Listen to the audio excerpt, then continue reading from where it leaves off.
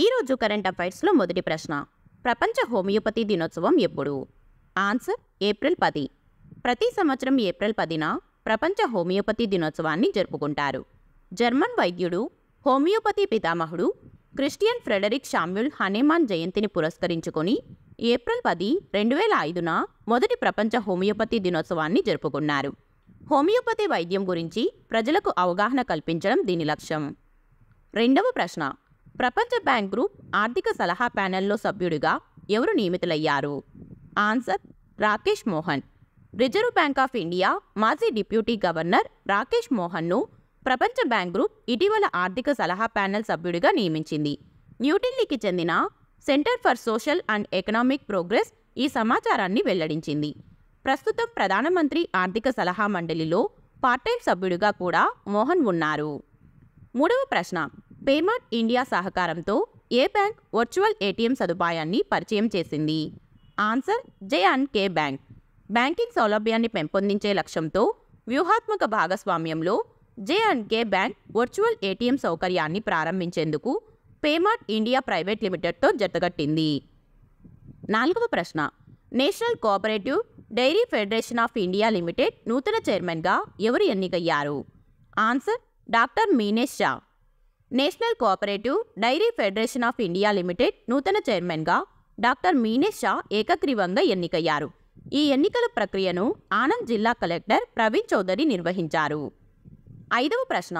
2023-24 ఏడాదిలో ప్రపంచంలోని పప్పుధాన్యాల అతిపెద్ద ఉత్పత్తిదారుగా అవతరించిన దేశం ఏది?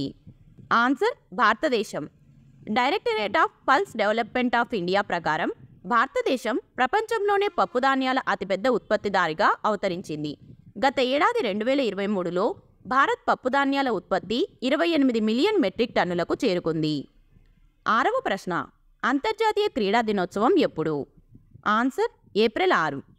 ప్రతి సంవత్సరం ఏప్రిల్ 6న ప్రపంచ అభివృద్ధి, శాంతి కోసం అంతర్జాతీయ క్రీడా దినోత్సవం నిర్వహిస్తున్నారు. 2013లో యుఎన్ జనరల్ అసెంబ్లీ ఏప్రిల్ 6వ తేదీని అభివృద్ధి, శాంతి కోసం అంతర్జాతీయ క్రీడా దినోత్సవాన్ని అధికారికంగా ప్రకటించింది. ఏడవ ప్రశ్న.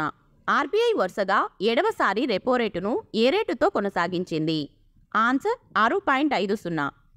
భారతీయ reserve bank governor Shaktikanta Das కీలక వడ్డీ రేట్లపై ద్రవ్య విధాన కమిటీ నిర్ణయాన్ని ప్రకటించారు. దీని ప్రకారం ఆర్బీఐ వరుసగా 7వసారి రెపో రేటులో ఎలాంటి మార్పు చేయకుండా 6.50% వద్ద కొనసాగించనుంది.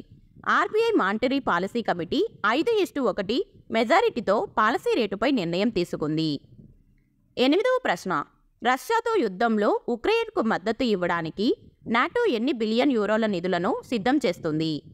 ఆన్సర్ 100 బిలియన్ యూరోలు. ఒక ప్రతిపాదన ప్రకారం నార్త్ అట్లాంటిక్ ట్రీటీ ఆర్గనైజేషన్ రష్యాతో యుద్ధంలో ఉక్రెయిన్కు మద్దతుగా 5 ఏళ్ల పాటు 100 బిలియన్ యూరోల నిధిని సృష్టిస్తుంది.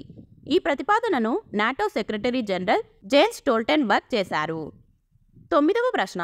15వ సిఐడిసి విశ్వకర్మ అవార్డ్ 2024ను ఏ సంస్థ అందుకుంది? Answer SJVN limited. 15వ సిఐడిసి విశ్వకర్మ అవార్డ్స్ 2024 సందర్భంగా ఎస్జేవీఎన్ లిమిటెడ్ 2 ప్రతిష్టాత్మక అవార్డులను దక్కించుకుంది. సామాజిక అభివృద్ధి మరియు ప్రభావాన్ని సృష్టించినందుకు achievement award, CIDC partners in progress ట్రోఫీలను కంపెనీ అందుకుంది.